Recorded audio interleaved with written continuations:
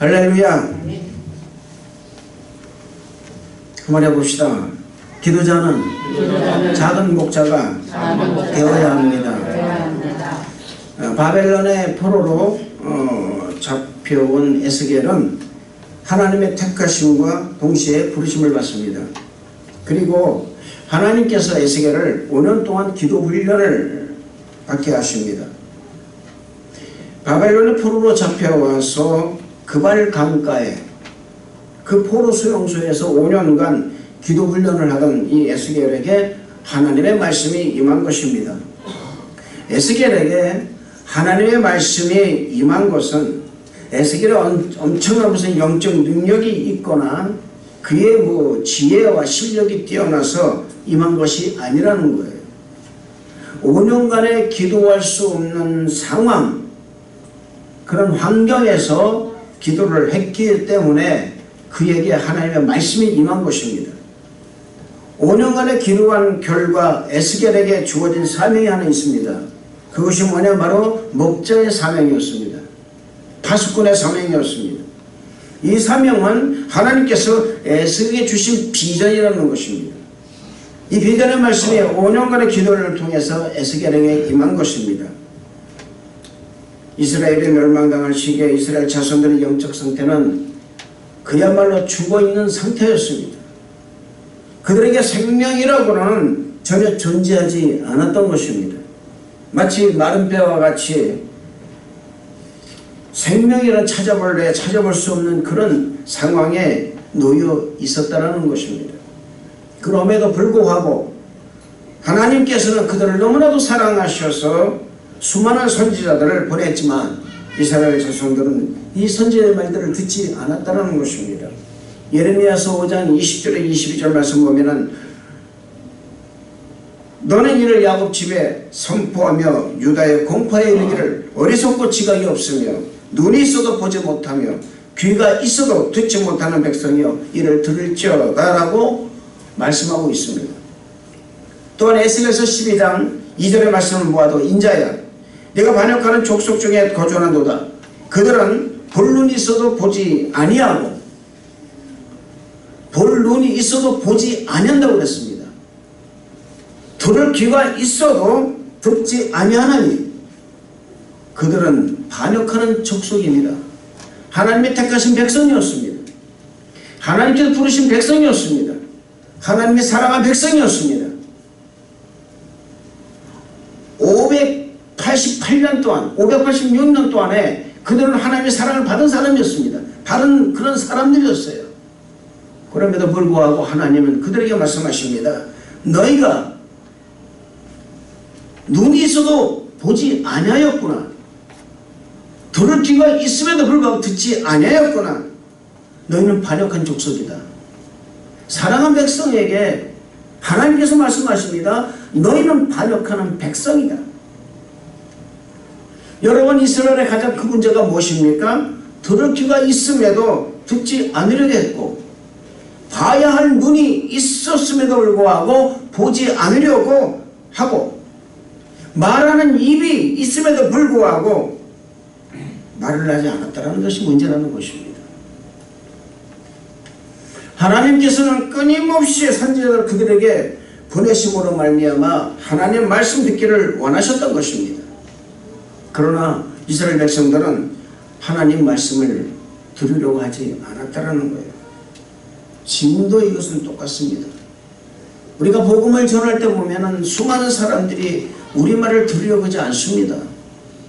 하나님의 복음의 메시지를 그렇게 전함에도 불구하고 교회를 나오라고 그러면은 거부를 일으키고요. 바쁘다는 핑계를 대고요. 하나님 말씀을 들으려고 하지 않습니다. 오히려 인간의 이성에 말이 너무나 가깝고 차라리 교회에 가난히 컴퓨터 앞에 앉아가지고 오락을 하는 게 게임을 하는 게 더 낫다라는 그런 말을 하는 사람도 있다라는 것입니다. 그러나 지금도 우리 하나님께서는 우리로 하여금 하나님의 말씀을 듣기를 원하시고 계신다라는 사실을 믿으시기를 바랍니다. 하나님께서 이사야 43장 8절의 말씀부터 이렇게 말씀하십니다. 눈이 있어도 보지 못하고 귀가 있어도 듣지 못하는 백성들을 이끌어내라 말씀하십니다. 이끌어내라 말씀하세요. 눈이 있어도 보지 못하고 귀가 있어도 듣지 못하는 백성들을 이끌어내라. 여러분, 이끌어내는 것은 우리의 여러분 사명입니다. 하나님 이끌어내 주옵소서가 아니에요. 주님 말씀하십니다. 하나님이 말씀하세요. 이끌어내라. 너가 이끌어내라. 그렇다면 내가 이끌어내려면 내가 성령 충만하지 못하고 말씀 충만하지 못한다면 이끌어낼 수가 없다라는 것입니다. 내가 신앙의 모범을 보이지 않으면 절대로 이끌어낼 수가 없다라는 거예요. 눈이 있어도 세상의 물질 그리고 이 자신의 이성과 자아의 눈이 가려져서 보지 못하는 사람, 하나님의 말씀을 들어야 함에도 귀가 가려져서 듣지 못하는 사람을 하나님 앞으로 이끌어내야 한다는 거예요. 하나님께서는 이사야서 43장 9절 10절 말씀을 통하여 열방과 민족들이 모여서 하나님의 창조와 구원의 계획을 제대로 말하는 사람이 없을 것이라고 단언하십니다. 그러시면서 오직 하나님의 증인, 하나님의 종으로 택하심을 입은 사람들만이 하나님 말씀을 믿으며 오직 하나님만이 창조주이시며 구원이 되시며 전능하신 하나님이심을 나타내겠다고 말씀하고 계십니다. 열방을 모였으며 민족들이 회집되었는데 그들 중에 누가 이 일을 알려주며 이전 일들을 우리에게 들려주겠느냐. 그들의 증인을 세워서 자기들의 옳음을 나타내고 듣는 자들이 다 옳다 말하게 하여 보라, 나 여호와가 말하노라. 너희는 나의 증인 나의 종으로 택함을 입었나니 이는 너희가 나를 알고 믿으며, 잘 보세요, 이는 너희가 나를 알고 믿는다고 그랬습니다. 여러분, 제가 말씀드리지만은 우리는 주님이 대사하는 것이 아니에요. 주님을 아는 것입니다. 할렐루야. 네. 하나님의 대사하는 게 아닙니다. 여러분들은 성경에 대사하는 것이 아니에요. 성경을 알아야 되는 거예요. 이 하나님 말씀에 내게 어떤 작용을 하고 있는가, 하나님은 나에게 어떤 말을 하고 계시는가, 하나님은 어떤 분이시라는 것을 내가 알아야 되는 거예요. 하나님의 대사한다는 것은 히스토리밖에 안 됩니다. 그분의 스토리를 아는 것밖에 안 되는 거예요. 우리는 그분의 스토리, 그분의 역사가 아니라 그분 자체를 알아야 되는 거예요. 할렐루야. 그랬을 때 하나님께서는 우리와 함께 하시고 동행하신 분이 된다, 그 말입니다. 얼마든지 여러분 역사로서, 얼마든지 여러분 히스토리로 우리는 예수님에서 알 수 있습니다. 그분의 부활에 대해서 알 수 있어요. 이것은 여러분 우리만 아는 것이 아닙니다. 세상 사람도 똑같이 알고 있다, 그 말입니다. 그러나 우리가 예수님을 안다라는 것은 뭐냐면 내가 예수님의 부활을 믿고 있느냐 믿지 않느냐 달렸다, 그 말입니다. 얼마든지 여러분 예수님에 대해서 안다, 그 말입니다. 야, 나 그분 알고 있어요. 그러나 당신이 정말 예수를 믿냐, 그 말입니다. 대사하는 것이 아니라 하나님의 그 말씀을 내가 전적으로 믿고 알고 있느냐, 그 말이에요. 저는 여러분들이 하나님 말씀을 믿고 알게 되시기를 주님 이름으로 축원을 드리겠습니다. 너희가 나를 알고 믿으며 내가 그인지를 깨닫게 하려 함이라. 내가 그인지를 깨닫게 하려 함이라. 나의 전에 지음 받은 신이 없었느니라. 나의 후에도 없으리라. 할렐루야. 그리고 우리 하나님께서는 결론적으로 43장 11절 말씀에 말씀하십니다. 나 곧 나는 여호와라. 나 외에 구원자가 없느니라. 할렐루야. 사랑하는 성도 여러분, 하나님 외에 다른 구원자가 없음을 믿으시기를 주님 이름으로 축원을 드리겠습니다. 하나님께서는 유일한 구원자가 되시기 때문에 하나님을 믿는 사랑하는 저와 여러분은 하나님의 증인된 삶을 살아야 한다는 거예요. 이사야 43장 12절을 이어서 말씀을 보면은 이렇게 말씀하십니다. 내가 알려주었으며 구원하였으며 보였고 너희 중에 다른 신이 없었나니 그러므로 너희는 나의 증인이요 나는 너희 하나님이니라 여호와의 말씀이니라 라고 말씀하십니다. 하나님의 증인의 삶이 바로 주님의 작은 목자가 되어서 살아가는 것을 의미한다 그 말입니다. 예수님의 작은 목자가 되어서 하나님 말씀을 증거하는 증인의 삶을 살아야 한다는 것입니다. 그렇기 때문에 우리 내면의 세계에 하나님 말씀으로 가득 채워야 한다는 것을 잊지 마시기를 바랍니다. 말씀을 무장하고 성령을 충만하게 하고 기도를 쉬지 않는 사람이 하나님의 작은 목자가 될 수가 있는 것입니다. 죽은 영혼, 죽은 교회는 하나님 말씀이 살아있지 않기 때문에 죽은 교회, 죽은 영혼이 될 수밖에 없는 것입니다. 오늘 4절 말씀을 먼저 보실까요? 우리 4절 말씀을 다 같이 보겠습니다. 4절 말씀을 다 같이 한번 읽겠습니다. 4절 말씀을 시작. 너희가 그 연약한 자를 강하게 아니하며 병든 자를 고치지 아니하며 상한 자를 싸매주지 아니하며 쫓기는 자를 돌아오게 하지 아니하며 잃어버린 자를 찾지 아니하고 다만 포악으로 그들을 다스려도다. 여러분, 죽은 교회는요 양떼에게 꼴을 먹이지 않습니다. 죽은 교회는 양떼가 흩어질 수밖에 없어요. 죽은 교회는 양떼를 마귀의 밥이 되게 만듭니다. 찾질 않아요. 고쳐주질 않습니다. 마음의 질병을 고쳐주질 않습니다. 영혼의 상처를 싸매주지 않습니다. 그냥 내버려 두는 거예요. 이것이 죽음의 표본입니다. 오늘 말씀하십니다. 너희가 그 연약한 자를 강하게 하지 않는다 그 말이에요. 연약해 있어요. 우리 연약해 있으니까 오히려 비판을 가합니다. 오히려 더 많은 질책을 가고 왜 기도 안 하냐 이런 말로 여러분 이야기합니다.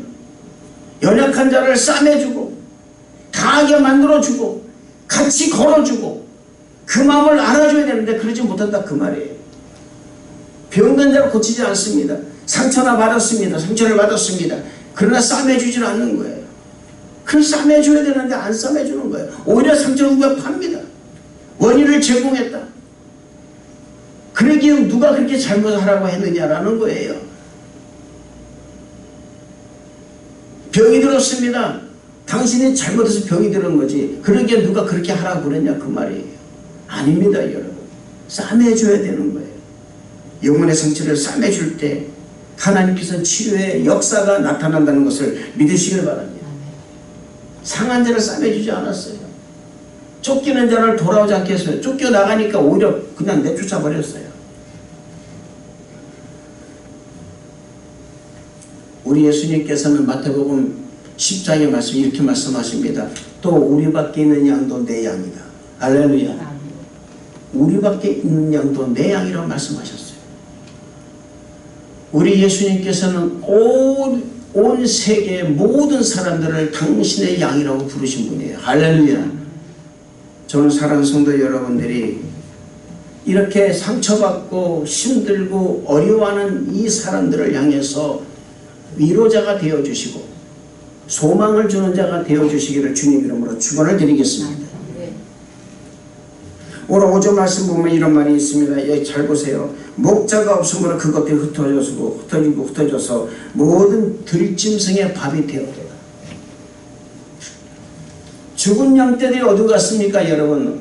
딱 간 게 한 군데예요. 마귀의 밥이 되어버리고 말았다는 것입니다. 흩어진 거예요. 오히려 모아야 되는데도 불구하고 흩어버렸다 그 말입니다. 그리고 6절의 말씀에서 흩어진 양떼를 찾지도 않습니다. 읽어보시기 바랍니다. 6절의 말씀 다 같이 시작. 내 양떼가 모든 산과 높은 내 뿌리에마다 유리되었고 내 양떼가 온짐을 흩어졌을 찾고 찾는 자가 여러분 죽은 교회는요 흩어진 양떼를 찾지 않습니다. 오히려 포악한 말로 이 포악한 말이 뭡니까? 포악한 말로 오히려 그들을 향해서 이야기합니다. 비판을 합니다. 비판하고 정죄를 가한다는 거예요. 오늘 이 말씀이 하나님께서 오늘날 이 세상에 있는 모든 교회를 향해 하시는 말씀이라는 사실을 잊어서는 안 될 줄로 믿습니다. 저는 우리 교회가 영적으로 죽은 교회가 되지 않기를 소원하는 것입니다. 죽은 교회는 하나님의 역사를 이룰 수가 없는 거예요. 죽은 교회는 영혼을 구령할 수 없습니다. 죽은 교회로는 사랑을 나눌 수가 없으며 이 세상의 소금과 빛의 사명을 감당할 수가 없습니다. 죽은 교회는 목자가 나올 수가 없어요. 죽은 교회에서 여러분은 싹군만 나올 수밖에 없다 그 말입니다. 그러므로 우리는 우리가 다니는 이 교회를 살아있는 교회로 만들어야 하며 이 만들어야 하는 이 책임과 또한 사명이 저와 여러분에게 있다는 사실을 믿으시기를 주님 이름으로 축원을 드리겠습니다. 그러기 위해서는 우리의 각자 심령 가운데 나는 하나님의 작은 목자다라는 인식이 자리를 잡아야 되는 거예요. 해봅시다. 나는 하나님의 작은 목자다. 여러분 요한복음 10장 11절 12절의 말씀을 보면은 나는 선한 목자라 선한 목자는 양들을 위하여 목숨을 버리거니와 싹구는 목자가 아니요 양도 제 양이 아니라 이리가 오는 것을 보면 양을 버리고 달아나나니 이리가 양을 물어가고 또 해치느니라 라고 말씀하고 있습니다. 이 말씀에서 우리 주님이 선한 목자가 되시는 이유는 뭡니까? 양들을 위해서 자신의 생명도 아끼지 않으셨기 때문에 선한 목자가 되신다고 말씀하고 있습니다. 그러나 싹구는 목자가 아니라는 거예요. 양도 또한 자기 양도 아닙니다. 그렇기 때문에 위험한 일이 닥치고 자기가 손해난 일이 닥치면은 그냥 양을 버리고 자기 먼저 살기 위해서 도망을 간다는 것입니다. 여러분 죽은 교회에 있는 모든 목자는 어쩔 수 없이 자기 이익으로 살아갈 수밖에 없는 거예요. 저는 너무나도 감사한 것이 이 싹군이 제가 안된 게 너무나도 감사합니다. 정말 너무나도 감사한 거예요. 그가 내 마음속에 정말 새끼손가락 마디만큼의 그런 목자의 양심이 내 안에 살아서 숨쉰다는 것이 얼마나 감사한지 이루 말할 수가 없는 거예요. 사랑하는 성도 여러분, 오늘 요한복음 10장에 있는 이 말씀은 예수님을 믿고 구원받은 사람들의 삶의 방식과 가치관을 어디에 두고 살아야 하는가를 말씀해 주고 있는 말씀이에요. 우리는 예수 믿는 그 순간부터 작은 목자 사명을 갖게 되는 것입니다. 이 작은 목자를 유대인들은 리틀 메시아라고 부르고 있습니다. 유대인들은 5살이 되면은 이 리틀 메시아 사상을 아이의 정신세계에 심어준다고 합니다. 그리고 그들은 12살이 되면은 성인식을 하는데 이 성인식에 성인이 되는 이 아이는 모세 오경, 즉 창세기, 출애굽기, 레위기, 민수기, 신명기 이 5개의 성경을 읽어야 됩니다. 그리고 마지막으로 그 성인식에 참석해서는 이사야서를 달달달달 외워야 돼요. 그리고 이 모세 오경과 이사야서에 기록된 이 말씀대로 살아가겠다고 맹세를 하는 것이 바로 성인식입니다. 제가 이스라엘 가보니까는 12살 된 어린아이를 가운데 모아놓고 그 어른들이 말이죠. 이사야서를 그 히브리의 그 이사야서를 그냥 외우면서 기도를 하더라고요. 그 어린아이 앞에 세우고 그 어린아이도 손목에다가 그 가죽띠를 띠고요. 머리에 쭉두리에다가 요만한 관이 있는데 그 관을 딱 묶고 머리에 묶고 그게 뭡니까? 이마에 맨다라는 거예요. 그 이마에 그것을 메고 말씀을 메고 고개를 말이죠. 앞뒤로 흔들어 가면서 그 12살짜리가 그렇게 여러분 기도를 하는 장면을 제가 보았습니다. 지금도 여러분 이 행사는 계속 이어지고 있고 놀랍게도 여러분 캐나다 안에서 유태인들에게 지금도 행해지고 있는 것이 바로 이 의식이라는 거예요. 여러분 어려서부터 신앙교육은 참으로 중요한 것입니다. 디모데서 1장 5절의 말씀을 보면 이는 내 속에 거짓이 없는 믿음이 있음을 생각함이라. 이 믿음은 먼저 네 외조모 로이스와 네 어머니 윤희계 속에 있었더니 네 속에도 있는 줄을 확신하노라 말씀하고 있습니다. 디모데에게 말씀한 거예요. 사도 바울이 그 할머니, 그 외할머니 로이스와 그의 어머니 유니게 속에 하나님의 말씀이 있더니 그 말씀이 내 속에도 있다 그 말입니다. 디모데 속에도 있다 그 말이에요.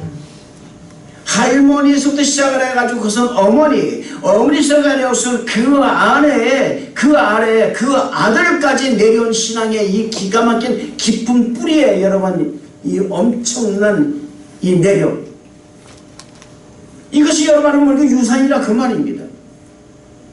여러분 우리가 우리 자녀에게 뭘 남기겠습니까? 우리 자녀에게 무엇을 여러분이 보여주겠습니까? 앞으로 여러분 결혼할 자매들도 있고 형제들도 있습니다. 과연 내 아들에게 아니면 내 딸에게 내가 무엇을 보여주겠냐 그 말이에요. 그저 잘 사는 모습 보여줄까요? 그저 엄마 아빠가 행복하게 사는 모습만 보여줄까요? 아니죠 여러분. 엄마를 묶어주고 아빠를 묶어주고 자식을 낳게 해준 하나님께 감사하면서 그 자식에게 신앙 교육을 훈육을 시키는 게 얼마나 중요한지.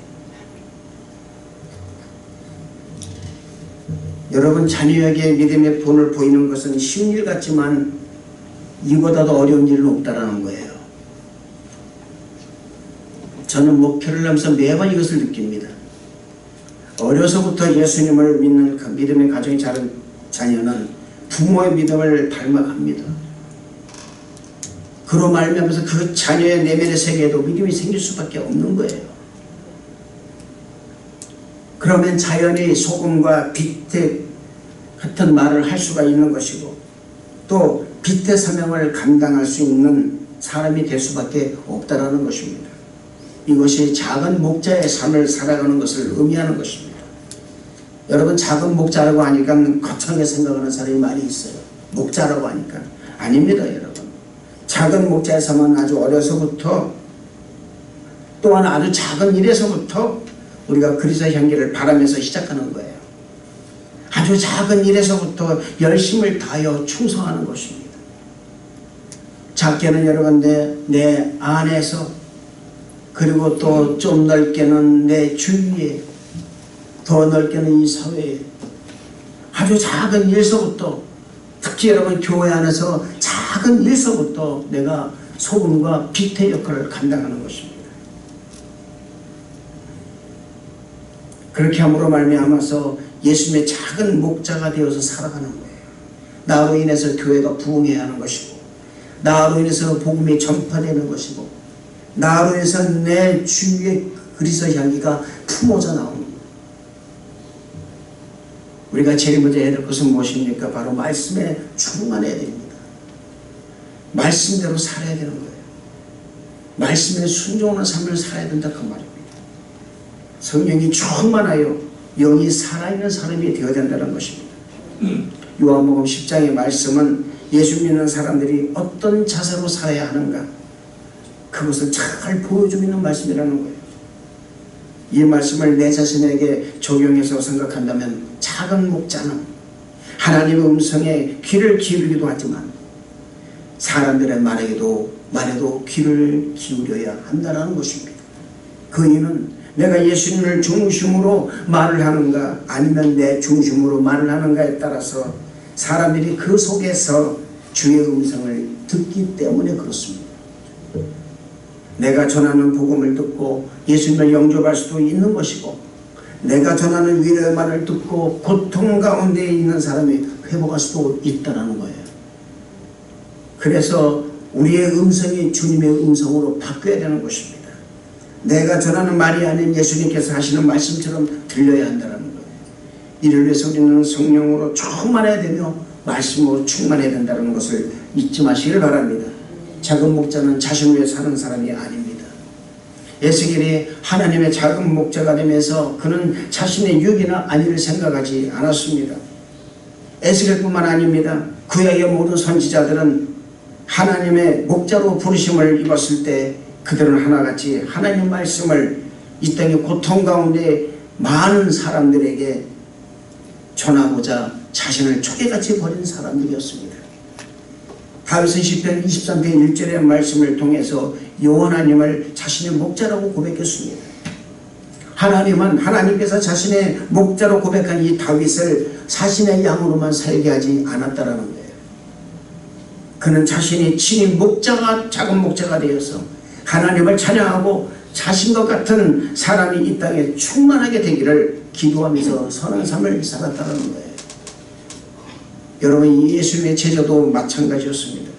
그들은 성령 받기 전에는 그냥 예수님의 제자로서 그분을 따라다니 급급했지만 오순절 마가의 다락방 성령 침례 사건을 통해서 완전히 변해든 모습으로 복음을 전하고 예수님을 위해서 기꺼이 순교도 하면서 고통받고 힘들어하는 영혼들을 위해서 자신의 삶을 작은 목자 삶으로 일관된 삶을 살아갔다는 것입니다. 그들은 예수님의 마음을 가지고 세상을 향해서 소금과 빛의 사명을 감당해 나간 것입니다. 때로는 이 땅의 어두운 곳을 찾아 주님의 밝은 빛을 전하고 고통받은 사람들을 위해서 위로해 주기도 했습니다. 복음을 전하며 형제가 형제를, 자매가 자매를 사랑하며 어떤 오해와 박해와 핍박 가운데서도 복음을 들고 땅끝까지 작은 목자의 삶을 살아갔던 사람들이 예수님의 제자들이었습니다.